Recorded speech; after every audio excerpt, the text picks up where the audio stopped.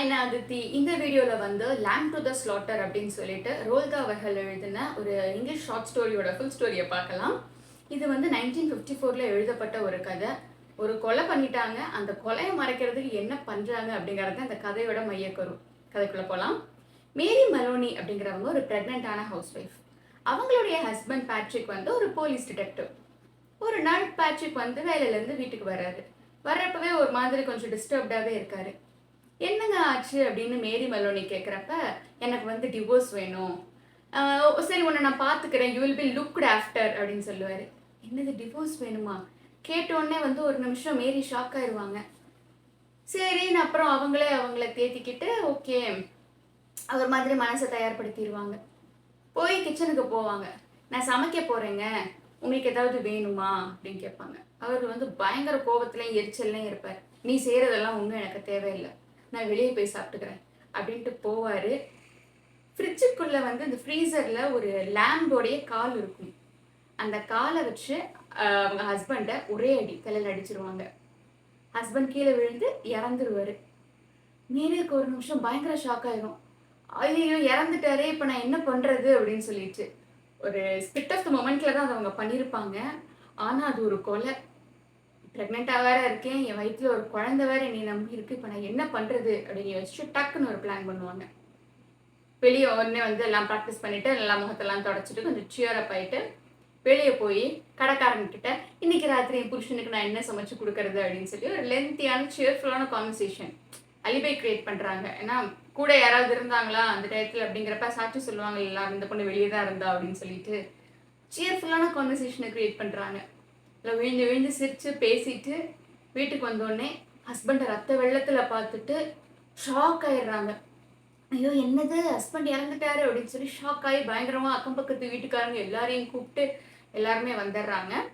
Patrick வந்து ஒரு police detective இல்லைங்களா, அவருடைய ஃப்ரெண்ட்ஸ் எல்லாம் இந்த கேஸ் அவ்வளோ சுலபத்தில் விட்டுற மாட்டாங்கல்ல. ஃப்ரெண்ட்ஸ் எல்லாம் இன்வெஸ்டிகேஷன் ஆரம்பிக்கிறாங்க. மர்டர் வெப்பன் இந்த வீட்டில் தான் எங்கேயோ இருக்குது அப்படின்னு சொல்லி வீட்டை தேட ஆரம்பிப்பாங்க. எல்லா இடங்களையும் வீட்டில் தேடுவாங்க. ஆனால் மேரி ஒரு புத்திசாலித்தனமான விஷயம் பண்ணியிருப்பாங்க. என்னென்னா அந்த கடைக்கு போய் சிரித்து சிரித்து பேசுறதுக்கு முன்னாடியே அந்த லேம்பை எடுத்து ஓவனில் போட்டு போயிடுவாங்க. எல்லா இடங்களையும் வீட்டில் தேடுவாங்க. மேரி வந்து ஒயினெல்லாம் ஆஃபர் பண்ணுவாங்க எல்லாருக்குமே, நீங்கள் தேடுங்க இப்படி ஆயிடுச்சு பாருங்க அப்படின்னு சொல்லிட்டு. எல்லா இடங்கள்லையும் வீட்டில் தேடி கிட்டத்தட்ட டயர்டாயிருவாங்க அவங்க. அப்போ வந்து கரெக்டாக அந்த லேம்ப் குக்காகி முடிச்சிருக்கும். அப்போ மேரி வந்து கேட்பாங்க, சாப்பிட்றீங்களாங்க, இங்கே லேம்ப் ரெடியாக இருக்குங்க அப்படின்ட்டு, மீட் இருக்குது இங்கே சாப்பிட்றீங்களா அப்படின்ட்டு. யோசிப்பாங்க அவங்கெல்லாம், சாப்பிட்றதா அப்படின்னு சொல்லிட்டு. இல்லை இல்லைங்க, நீங்கள் சாப்பிடலன்னா இது வீணாக தான் போகும், நீங்கள் யோசிச்சு சொல்லுங்கள் அப்படின்ட்டுருவாங்க. எல்லாரும் வந்து தேடின களைப்பில் வேற இருப்பாங்க. சரி நீங்கள் ஆஃபர் பண்ணுங்க சாப்பிட்லாம் அப்படின்னு சொல்லிட்டு உட்காருவாங்க எல்லாருமே. அந்த லேம்புடைய பீஸை வாயில் வைக்கிறதுக்கு முன்னாடி இப்படி இப்படி வாய்க்கிட்டே கொண்டு போயிட்டு ஒரு போலீஸ் ஆஃபீஸர் சொல்லுவார், murder weapon is right under our noses அப்படிம்பாரு. சொல்லிட்டு சாப்பிடுவார். ரைட் அண்டர் அவர் நோசஸ், கரெக்டாக மூக்குக்கு கீழே வாயில் போடுறப்ப. இதை கேட்டு மேரிக்கு வந்து பயங்கரமாக சிரிப்பு வந்துடும். பட் ஓகே, ஒரு மர்டர்லேருந்து அவங்க தப்பிச்சிட்டாங்க அப்படிங்கிற மன நிம்மதியும் வந்துடும். பயங்கர த்ரில்லிங்கான இந்த கதை வந்து பல த்ரில்லர் சீரீஸுக்கு அண்ட் பல மூவிஸுக்கு வந்து இன்ஸ்பிரேஷனாக இருந்திருக்கு அப்படின்னு சொல்லலாம். இந்த கதையை வந்து ஒரு பட சீரீஸில் வந்து இன்க்ளூடும் பண்ணியிருக்காங்க. அதில் வந்து ஒரே ஒரு ட்விஸ்ட் வச்சுருப்பாங்க கடைசியில். சாப்பிட்டு முடிச்சுட்டு ஒன்றும் கிடைக்கல அப்படின்னு சொல்லிட்டு போலீஸ் ஆஃபீஸர்ஸ் எல்லாம் வெளியே போயிடுவாங்க. போனதுக்கப்புறம் ஒரே ஒருத்தர் மட்டும் திரும்பி வருவார். அந்த லேம்பை பார்த்துட்டு இந்த சாப்பிட்டு முடிச்ச மீதம் இருக்கும்ல டேபிளில் கிட்ட வருவார். எடுத்துட்டு ஸ்ட்ரைட்டாக அதை போய் குப்பை தொட்டியில் போட்டுட்டு போயிடுவார். ஸோ இது வந்து ஒரு செம்ம த்ரில்லிங்கான அட் த சேம் டைம் ஒரு ஒரு வித்தியாசமான ஸ்டோரி அப்படின்னு நம்ம சொல்லலாம். ஏன்னா இது வந்து அந்த காலத்தில் இது வந்து இந்த மாதிரி கதைகளுக்கெல்லாம் பெரிய இன்ஸ்பிரேஷனாக இருந்திருக்கு.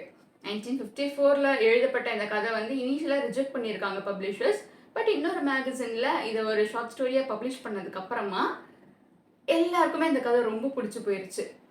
கதை வந்து லைக் இது ஒரு டிபேட்டாக கூட இருக்கலாம், எப்படி ஒரு கொலை செஞ்சவங்க எப்படி தப்பிக்கலாம். நம்ம இந்த திருஷ்யம் படத்துக்கெல்லாம் வந்தது இல்லை, அவங்க தரப்பில் நியாயம் இருந்தாலும் how can they get away with murder அப்படின்னு சொல்லிட்டு இருக்குல்ல, அந்த மாதிரி நிறைய டிபேட்ஸும் இருந்தது.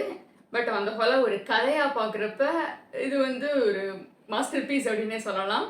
இந்த கதை வந்து நீங்கள் ஃப்ரீயாக இருந்தீங்கன்னா டெஃபினட்டாக இந்த கதையை ட்ரை பண்ணி பாருங்கள். இது வந்து ரோல்தா அவர்களுடைய ஷார்ட் ஸ்டோரி கலெக்ஷன்ஸ்லாம் இருக்குது இந்த கதை. கதையோட தலைப்பு இருக்கு இல்லைங்களா, லேம்ப் டு த ஸ்லாட்டர் அப்படின்னு சொல்லிட்டு, இதுக்கு 2 அர்த்தங்கள் சொல்கிறாங்க.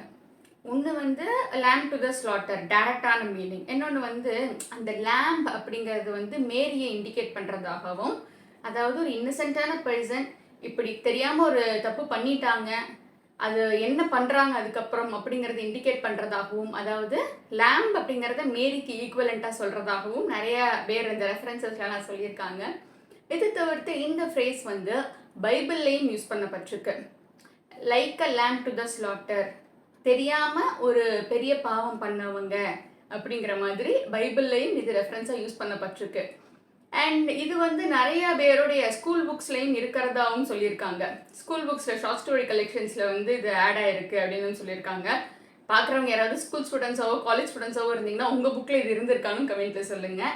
அண்ட் இந்த வீடியோ எப்படி இருந்ததுன்னு கீழே கமெண்ட்டில் சொல்லுங்கள். அண்ட் ப்ளீஸ் இந்த மாதிரி வீடியோஸ் அண்ட் என்ன மாதிரி ஷார்ட் ஸ்டோரிஸ் உங்களுக்கு வேணும் அப்படின்னும் கமெண்ட்டில் சொல்லுங்கள். என்னை சப்ஸ்கிரைப் பண்ணிக்கோங்க. தேங்க்யூ.